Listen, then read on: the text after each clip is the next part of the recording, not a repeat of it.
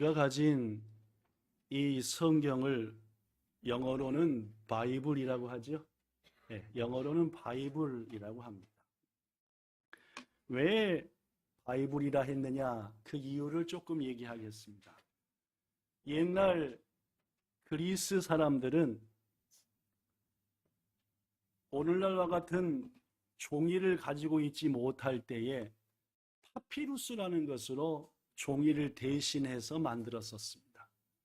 파피루스, 시작.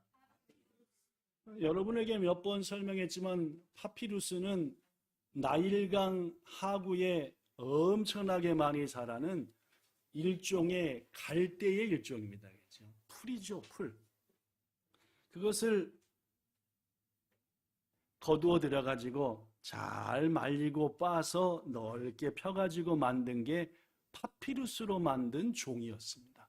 그러니까 오늘날의 종이하고는 좀 틀려서 잘 부스러기도 잘하고 훨씬 더 잘 찢어지고 그죠. 그러나 그때는 아직 종이가 없었으니까 중요한 문서라든지 중요한 편지 등은 어디다 썼을까요? 파피루스에 썼습니다.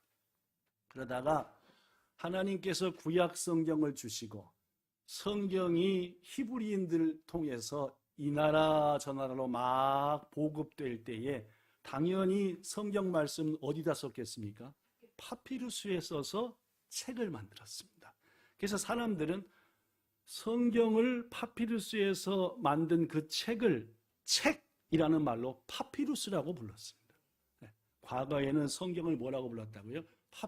파피루스로 만든 종이로 엮은 책이다 해서 저건 책이야 해서 파피루스라 해서 그것이 그리스어로 또 라틴어로 변화되면서 영어로는 뭐가 됐냐면은 바이블이 됐대요. 아시겠습니까? 네, 그러니까 바이블이라고 하는 본래의 뜻은 책이랍니다. 네, 책. 그런데 당시에 성경책만 많이 보는 책이 없으니까 사람들이 책하면 뭐가 떠오르고 성경이 떠오르고 성경하면 뭐가 떠오르고 책이 떠오르니까 성경과 책이 구분되지 않았어요. 그래서 성경을 파피루스가 변해서 된 바이블이라고 얘기합니다. 그러니까 성경을 정확히 얘기하면 바이블이라기보다는 더 바이블이라고 해야 옳습니다. 그 책 중에 특별히 그 책에서 바이블보다는 더 바이블 하면은 성경. 이 더 바이블은 두 가지로 나눠지죠. 예수님께서 오시기 전에 기록된 우리말로 하면은 구약. 예수님이 오신 다음에 얘기를 기록한 신약이라고 얘기합니다. 구약, 신약. 영어 바이블을 얘기했으니까 영어로 구약, 신약도 한번 얘기해 보겠습니다. 자, 영어로 구약 성경은 뭐라고 말합니까? 그렇죠? The Old Testament. 태에다가 액센트가 있답니다. Testament. 시작. Testament. 오래된 the old고 새로운 신약은 the New Testament라고 합니다. 테스트먼트가 무슨 뜻이냐면은 뭔 뜻입니까? 약속입니다. 계약, 약속. 뭔 말씀인지 아시겠습니까? 유언이라고도 한답니다. 죽을 때 이렇게 해라 하는 유언 혹은 약속. 그렇습니다, 여러분. 우리말로 성경을 구약, 신약이로 하는 것처럼 영어로도 똑같이 테스트먼트라고 말합니다. 말 그대로 약속입니다. 누구와 우리와의 약속? 하나님과 우리와의 약속이죠. 성경은 단순한 옛날 이야기고 사람 이야기가 아니라 실은 하나님께서 우리한테 여러 가지 약속들을 하셨고 그 약속들을 기록한 책이다 해서 우리는 성경을 구약 성경, 신약 성경, 옛 약속이 기록된 성경, 예수님이 오셔서 새롭게 또 약속하신 성경이라고 한다는 말입니다. 그렇습니다, 여러분. 실제로 성경에는 많은 약속이 기록됐습니다. 하나님이 천지 만물을 창조한 다음에 이런 약속도 하셨어요. 창세기 1장 29절.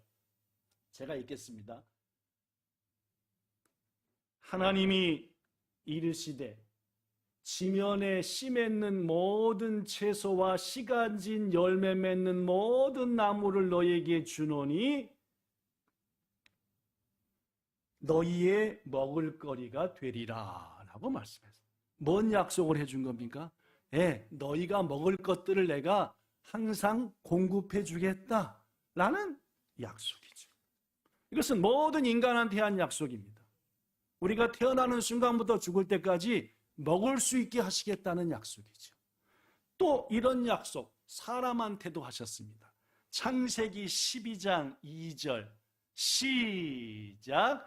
내가 너로 큰 민족을 이루고 네게 복을 주어 네 이름을 창대하게 하리니 너는 복이 될지라. 일방적으로 준 뭡니까? 약속입니다. 누구한테 준 약속이죠? 아브라함과 택한 자녀인 여러분과 저한테 준 약속이죠. 3절 시작. 너를 축복하는 자에게는 내가 복을 내리고 너를 저주하는 자에게는 내가 저주하리니 땅의 모든 족속이 너로 말미암아 복을 얻을 것이라. 이 약속이 여러분과 저에게 성취되기를 축복합니다. 그렇습니다. 구약에만 약속을 주신 게 아닙니다. 신약 시대에 와서도 약속을 주셨죠. 대표적인 약속 이겁니다. 마태복음 28장 20절 시작. 볼지어다 내가 세상 끝날까지 너희와 항상 함께 있으리라. 지금 예수님이 여러분과 저와 함께 뭐 하시겠다고? 항상 계시겠다고 약속하셨으니까 정신 바짝 차리고 예배 드리셔야 됩니다. 그렇죠? 주님이 지켜보시고 같이 계시는데 졸다 예배 끝나면 되겠습니까? 그렇죠? 이런 약속들. 이렇듯 성경에는 수많은 약속이 있습니다. 우리는 그 약속들을 한 가지 지키고 또 한 가지 지키면서 그 약속하신 복을 누리며 사는 겁니다. 그것이 기쁨이 넘치는 신앙인이고 능력 있는 신앙인 줄로 믿습니다. 성경에 기록된 약속들을 하나하나 발견하셔서 그대로 사심으로 그 약속 누리며 사시기를 축복합니다. 누구와 약속해 본 적 있죠? 지금까지는 하나님과 우리와 약속 얘기를 했는데 우리가 누구와 약속한 거 있습니다. 그죠? 내일 몇 시까지 어디로 와? 뭡니까? 약속입니다. 또 이런 약속도 있습니다. 네가 아들아, 딸아, 성경을 매일 한 장씩 100일 동안 100장을 읽으면은 엄마 아빠가 너 새로운 핸드폰 막 나온 걸로 바꿔줄게. 약속입니까? 아닙니까? 약속이죠. 그죠? 자, 그러면 우리의 자녀들은 새로운 아이폰 16인가로 바꿔준다고 하면은 100일 동안 한 장씩 읽을 것 같습니까? 아닐 것 같습니까? 요한이한테 일단 물어보십시오. 그죠? 만약에 이제 예를 들어서 고마로 한 것 같다. 그죠? 이거 어떤 걸로? 약속입니다. 그죠? 또 이런 약속도 할 수 있습니다. 너 주일 예배를 6개월 동안 한 번도 안 빠지고 드리면은 오사카 여행에다가 유니버셜 스타디오까지 껴서 줄게.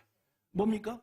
약속입니다. 그죠? 우리의 자녀들한테 오사카 여행의 유니버설 스튜디오 그게 뭔지 모르시죠? 디즈니랜드처럼 유명한 데 있습니다. 그죠? 보내준다고 하면은 아마도 우리의 자녀들은 열심히 약속을 지킬 겁니다. 왜냐하면은 그 약속에 대한 뭐가 있으니까? 상이 있으니까. 약속으로 인한 대가가 있으니까 말입니다. 보통 이렇듯 약속이라고 하는 것은 손 윗사람이 손 아랫사람한테 거는 경우가 많습니다. 뭘 주겠다는 약속은. 만나자는 약속이야 그렇지만은 네가 이렇게 하면은 내가 이렇게 해줄게 하는 약속은 대부분 윗사람이 아랫사람한테 합니다. 묻습니다. 여러분의 아랫사람이 여러분한테 약속을 걸어온 적 있으셨습니까? 예를 들면은 하은이가 엄마한테 그러죠. 엄마, 내가 이렇게 1년 동안 할 테니까 이렇게 하면 엄마가 나한테 이거 해줄 수 있어? 이건 뭡니까? 자녀가 엄마나 아빠한테 약속을 걸어온 거죠. 예를 들면 말입니다. 저 한국에 있는 조카가 전화가 왔습니다. 이모, 잘 계세요? 잘 있지. 나 오늘부터 한 달 동안 매일 5분씩 이모 위에 기도할 건데. 왜? 아니, 이모 위에 기도하려고. 너 이모가 뭐 해줬으면 좋은 거 있어? 아, 내년에 디즈니랜드로 초대해 주세요. 이렇게 조카나 자녀로부터 약속을 뭐 할 때도, 걸어올 때도 있지 않냐 그 말. 성도 여러분, 우리의 자녀들이 말입니다. 부모인 우리한테 뭔가 어떻게 할 테니까 이렇게 해주세요 약속을 걸어오면 진짜 기특하고 기분이 좋습니다. 그래? 알았어 하고 그 약속한 것을 절반만 지켜도 뭐 해주고 싶어요? 약속했던 것을 들어주고 싶다. 하물며 하나님이시겠습니까? 그죠? 우리의 자녀들도, 우리의 조카들도 엄마 아빠한테, 고모 이모한테, 삼촌한테 이렇게 하면 이렇게 해주세요 하고 약속을 걸어올 때 기특하고 귀엽고 예쁜데, 하나님께서 말입니다. 여러분과 저가 하나님한테 하나님 이렇게 하시면 이렇게 제가 약속할게요. 그러니까 이렇게 해주시면 안 돼요 할 때 이놈이 무슨 받아먹을 것만 그렇게 생각합니까? 알았어 하실 것 같습니까? 물론입니다. 이렇듯 사람 쪽에서 하나님께, 성경은 대부분 하나님이 우리한테 한 약속들이 기록이 되어 있는데, 거꾸로 우리 쪽에서 하나님께 약속을 걸 때에 그것을 따라합시다. 서원, 시작. 서원이라고 하는데, 그 서원하는 것을 하나님은 엄청나게 기뻐하신다. 그래서 성경 말씀 속에서는 인간 쪽에서 하나님께 약속을 먼저 건 서원들이 많이 기록되어 있습니다.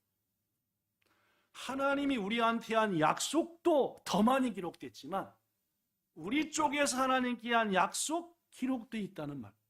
그 대표적인 서원 중에 하나가 여러분에게 가끔 소개하는 야곱의 서원입니다. 그죠? 야곱이 엄마랑 짜갖고 누구하고 누구를 속였습니까? 그렇죠? 네. 엄마하고 야곱이 짜가지고 아빠하고 형을 속여가지고 형이 받을 축복을 싹 빼앗아 버렸어요. 나중에서 형이 알게 됐죠. 이놈의 새끼 야곱, 이것을 뭐 할 수 없다? 살려둘 수 없다. 그러니까 야곱이 어떻게 했습니까? 엄마와 아빠의 지시에 따라서 삼촌 집으로 도망갔죠. 도망가다가 첫날 밤을 맞이했습니다. 집이 없으니까 돌베개를 베고 딱 자는데 꿈속에서 뭐가 나타났습니다. 뭐가 나타났지요? 사다리가 있고 천사들이 위아래로 왔다 갔다 하더라. 깜짝 놀랐겠습니다. 천사가 있다는 곳은 여기에 누가 계시다? 물론입니다. 천사가 있다는 건 하나님이 계시다 해서 그 동네 이름이 루스였는데 이름을 바꿔버렸어요. 하나님의 집이라는 뜻인 베델, 시작, 베델로 바꿔버렸습니다. 그리고 한다는 말이 이런 말을 했습니다. 하나님, 여기 써졌습니다. 야곱이 뭐하여 이르되, 아까 제가 얘기했습니다. 이 서원은 누구 쪽에서 누구한테? 우리 쪽에서 하나님한테 뭐 하는 거다? 약속 거는 거라 했습니다. 하나님께 서원하여 이르되, 하나님이 나와 함께 하셔서 가미사마가 가미가 와타시토 도모니 오라레테 와타시가 이쿠 코토 다비지인가? 다비지오 마모리 다베루 빡 히루 호로모 오 구다사리 주셔서 무진히 찌찌노 이엔이 가이라세테 구다사루 나라 슈와 와타시노 가미토나리. 즉 이제까지는 하나님이 내 하나님 아니었는데 내가 무사히 이 어려운 고난을 타고 먹을 것도 주시고 입을 것도 입혀주시고 다 하시고 돌아오게 하시면은 하나님은 누구 하나님이 될 겁니다. 이제부터는 내 하나님이 되어주시고, 이어서 내가 기둥으로 세운 이 돌이 뭐가 될 것이다? 하나님이 계실 집으로, 즉 성전을 여기다 지을 것이며, 또 뭐라고 말합니까? 하나님께서 내게 주신 모든 것에서 시작 10분의 1을 내가 반드시 하나님께 드리겠나이다 하고 뭘 한 겁니까? 네, 약속, 이른바 인간 쪽에서 하나님께 한 서원을 한 것. 이뿐만이 아닙니다. 자녀가 없어서 눈물로 속상해하고 고통하던 한나라는 여인이 있었지요. 예, 이 한나라는 여인이 너무너무 자녀가 갖고 싶어서 어느 날 하나님의 전에서 기도했습니다. 하나님께 약속을 걸었죠. 뭡니까?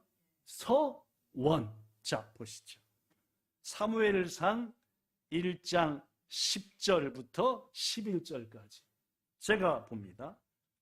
한나가 마음이 괴로워서 여호와께 기도하고 통곡하며 자녀가 없으니까 너무너무 속상해요. 사랑하는 남편을 위해서, 이 가정을 위해서 아들도 낳고 딸도 낳고 사랑하고 해주고 싶은데 안 되니까 너무너무 마음이 괴로워 통곡하며, 그 다음 뭐하여? 또 서원이라고 나왔습니다. 그죠? 누구 쪽에서? 인간 쪽에서 누구에게? 하나님께 뭘 건 겁니까? 약속을 건 겁니다. 이런데 만군의 여호와, 모시 아나타가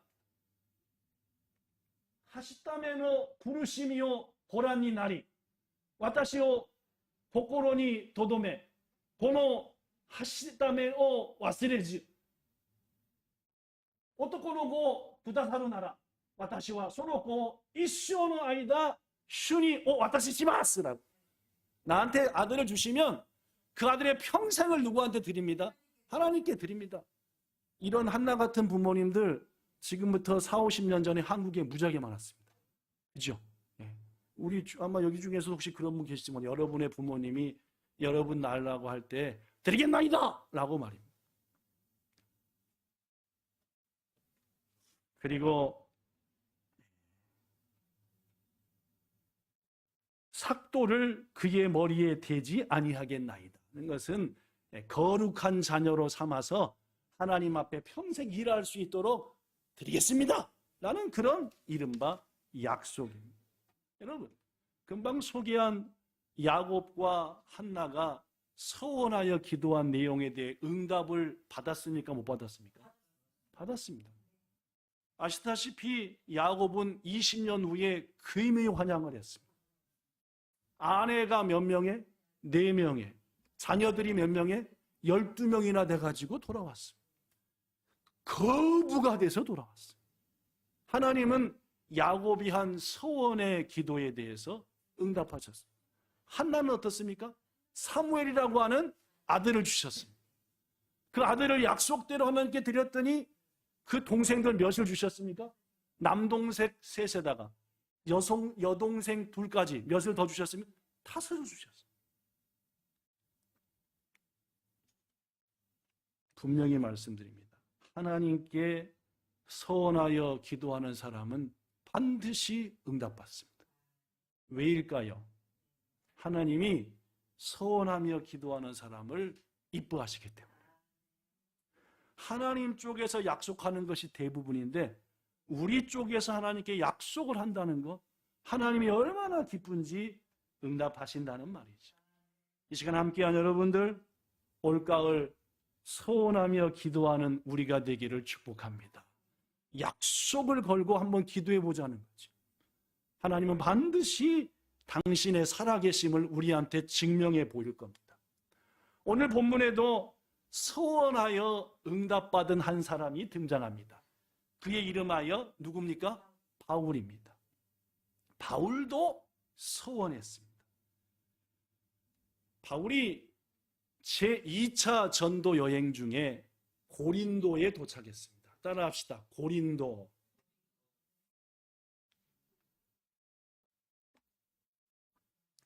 고린도에 도착했을 때의 바울의 모습은 그가 이렇게 고백합니다. 고린도전서 2장 3절. 내가 너희 가운데 거할 때에, 일본어 성경에는 아나타 가타노 도코로니 있다 도끼, 즉 도착했을 때, 너희한테 갔을 때에 첫째 뭐 했다? 약했고, 둘째 뭐 했다? 셋째 뭐 했다? 그냥 떤 것도 아니고 엄청나게 떨었습니다. 이유가 3가지가 있습니다. 바울 하면은 두려워하는 이미지입니까? 용감한 이미지입니까? 용감한 이미지지요? 그런데 바울이 2차 전도여행 중에 고린도에 도착했을 때는 용감하지 않았습니다. 그냥 떤 게 아니라 바들바들 떨었습니다. 왜요? 두려웠어요. 병 걸려서요? 아닙니다. 무서웠어요. 왜 무서웠을까요? 첫째, 혼자밖에 없었습니다. 바울이 함께했던 실라, 디모데, 여러 동역자들과 같이 항상 다녔는데 사정이 있어서 저 데살로니가에 남은 일 좀 처리하고 와라 해가지고 고린도 도착할 때는 혼자였습니다. 둘째, 고린도 오기 전에 아덴, 시작, 아테네입니다. 그리스의 아테네. 아테네에 들려서 선도를 했는데 넓은 광장에서 자기의 모든 것을 동원해서 담대히 복음을 전했는데 손가락에 꼽을 정도밖에 구원받는 자가 없었습니다. 이제까지는 가는 곳마다 많은 사람들이 변화받고 세례를 받고 예수님을 영접했는데 바로 직전에 아덴에서는 손가락 꼽을 정도로 너무너무 미약했어요. 내가 이제까지 한 설교 중에 최고 잘한 것 같은데. 그런데 은혜 받은 사람은 아무도 없는 거예요. 막 승질내고 예배 끝난 다음에 쌍 그러고 은혜 받은 거 안 받은 거예요. 자기 나름대로는 가장 아름답게 했는데 열매는 없더라고요. 어떡하지? 권투 선수가 권투를 하는데 내 나름대로는 강펀치를 매겼는데 쟤는 더 펄펄 뛰는 거예요. 이게 솜주먹인가? 왜 이렇게? 그러니까 아이 때가 두려워 안 들어요? 두려워. 셋째, 긴 전도 여행 동안 지쳤습니다. 몸도 마음도 지쳤어요. 이 세 가지요. 첫째는 뭐였다? 혼자밖에 없었어요. 둘째는 바로 전 라운드에 뭐요? 지칠 대로 지쳤어요. 셋째는 뭐요? 몸도 마음도 피곤해. 그러니까 바울은 고린도에 도착했을 때에 약했고 두려웠고 심히 떨었다라고. 그러나 하나님께서 인도해서 고린도까지 왔는데 지금 이 모습 갖고는 아무것도 못할 것 같아요. 너무너무 두렵고.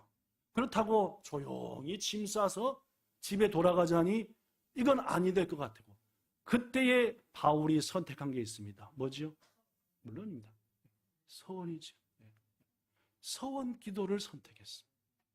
눈앞이 막막하고 계획한 대로 안 되고 모든 게 망가지고 더구나 거기에 두려움까지 오고 벌벌벌 떨리고 내 주위엔 아무도 없는 것 같고 이 순간에 사도 바울이 선택한 것은 믿음의 선배 야곱이 선택했다. 한나가 선택했던 지금 이때야말로 내가 뭐 해야 될 때이다. 서원하서 기도해야 될 때이다. 성경은 바울이 뭐라고 서원 기도를 드렸는지에 대해서는 말하지 않습니다.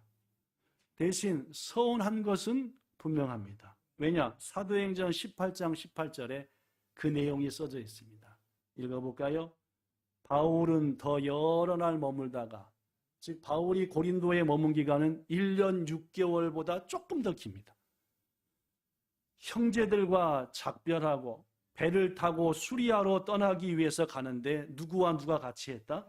브리스길라와 아굴라도 같이 갔다. 여기서 나옵니다. 시작. 바울이 일찍이 서원이 있었으므로 갱그레아에서 뭘 깎았다? 머리를 깎았다. 아, 서원을 했었구나. 그 서원 기간이 끝나서 뭘 깎았구나? 머리를 깎았구나 라는 말입니다. 이 말씀 때문에 우리는 그가 무슨 서원을 했는지 내용은 몰라도 뭐에 대한 서원을 했는지는 알 수 있습니다. 따라합시다. 나실인 서원. 시작. 하나님께서 민수기 6장에 나실인이라는 것을 만들었습니다. 평생을 나실인이 될 수도 있고 1년 혹은 6개월 혹은 2년을 기간을 정해 나실인이 될 수도 있었습니다. 그 기간 동안은 전적으로 하나님께만 드리며 전적으로 거룩한 삶을 살 것입니다 하는 것이 나실인 서원입니다. 민수기 6장에 보면은 나실인은 정한 기간에 세 가지를 지켜야 됐습니다. 첫째, 시작. 서원한 기간에 포도주와 독주를 절대로 가까이 하지 말 것 포함해서 모든 음식을 절제하는 겁니다. 모든 음식을 그 기간 동안 절제합니다. 둘째, 시작. 선한 기간에 절대로 머리를 깎거나 자르지 말 것. 헌신자의 표식이기도 하고 나 꾸미는 데 시간 안 쓰고 주를 위해서만 헌신합니다. 그 기간 동안. 셋째, 시작. 선한 기간에 절대로 어떤 시체에도 가까이 하지 않습니다.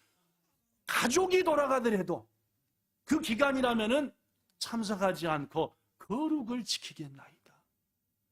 아마도 바울은 자신이 너무 두렵고 떨린 고린도 앞에서 기도했을 겁니다. 하나님, 나시린과 같이 이 고린도에 들어가는 첫날부터 마지막까지 성결함, 머리를 자르지 아니하며 어떤 곳에서도 거룩하게 하면서 주님만 십자가만을 이 땅에 전할 것이오니 아덴에서와 같이 교만한 자가 되지 않고 겸손케 하사 많은 생명을 열매로 맺게 해주세요.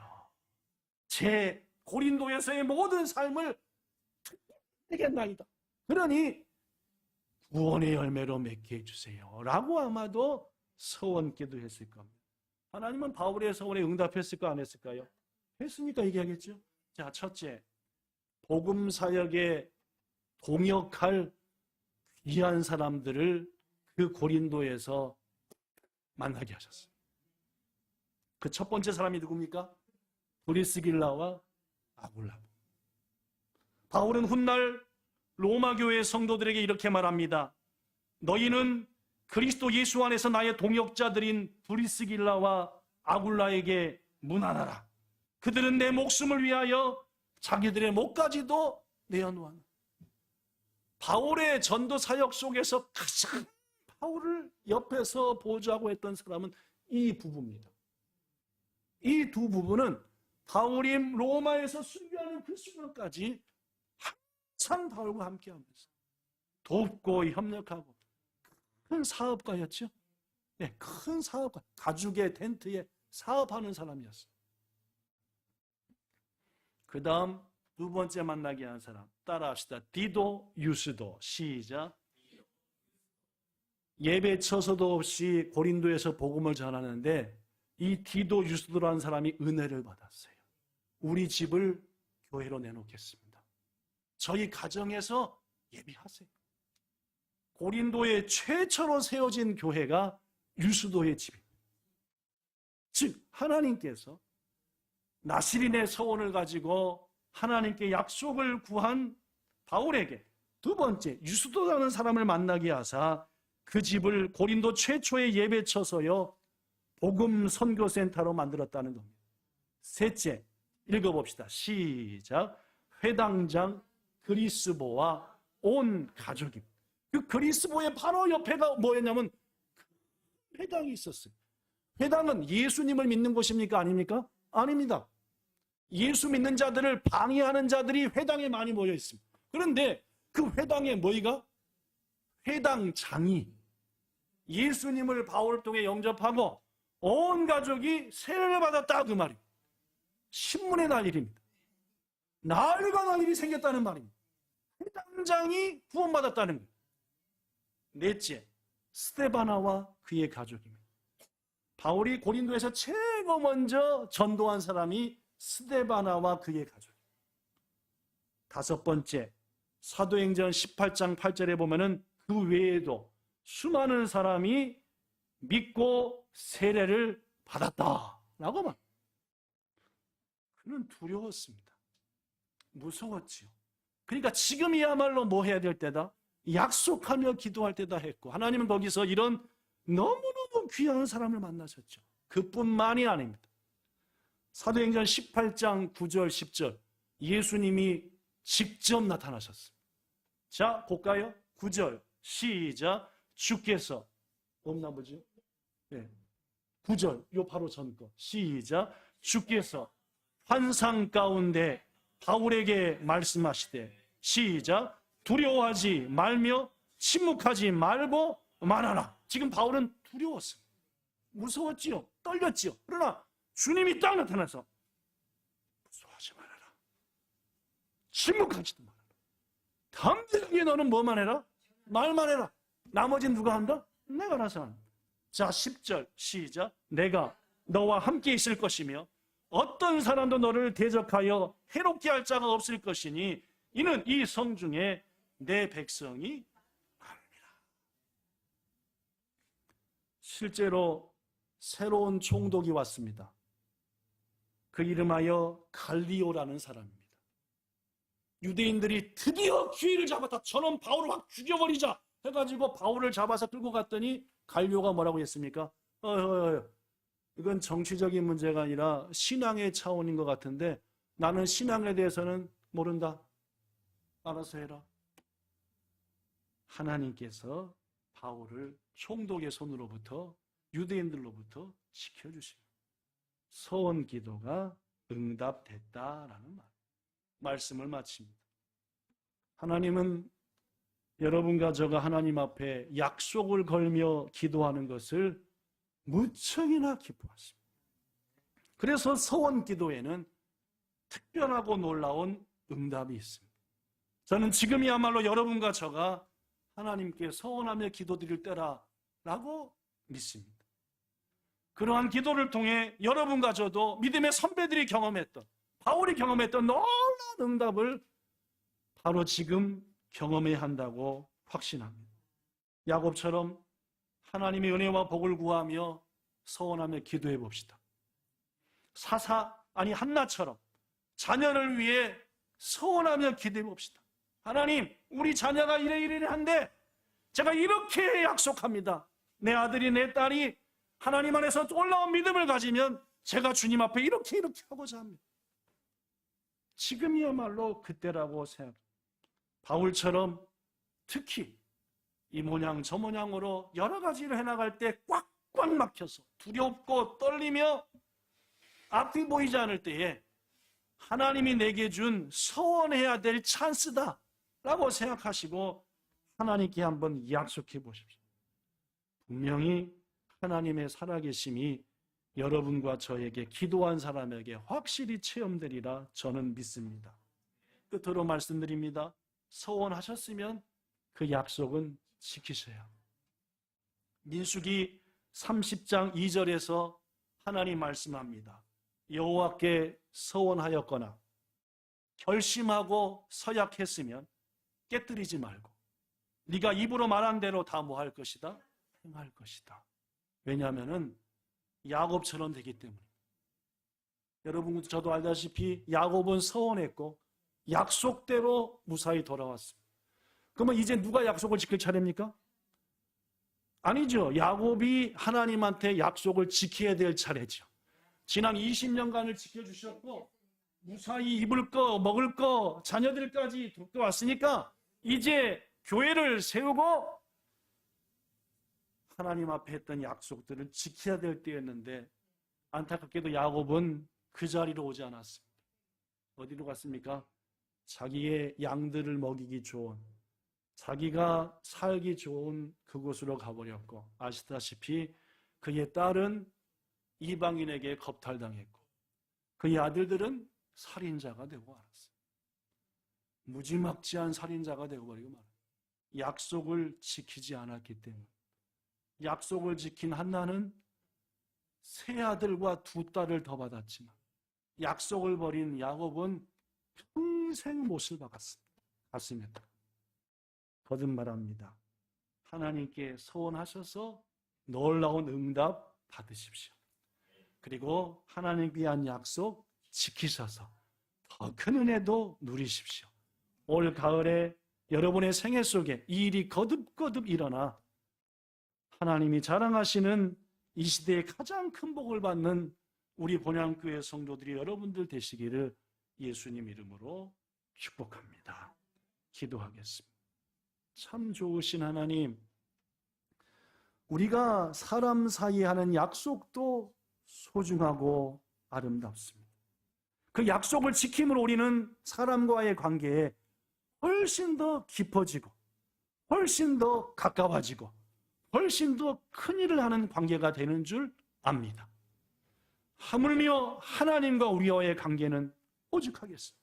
하나님이 한 약속을 우리들이 지키며 우리가 또 하나님께 약속을 걸고 지키는 가운데 주님과 우리와의 관계는 더욱더 깊어집니다. 더욱더 가까워지며 더욱더 끈끈해지는 줄로 압니다. 아무 약속도 하지 않고 내 갈 길, 내 방식대로 산 우리가 되지 말고 지금 이때야말로 주님과 약속할 때이고 약속한 것을 지켜 주와의 관계를 풍성하게 될 때임을 믿사오니 우리에게 약속의 믿음을 주시옵소서. 예수님 이름으로 기도드리옵나이다. 아멘.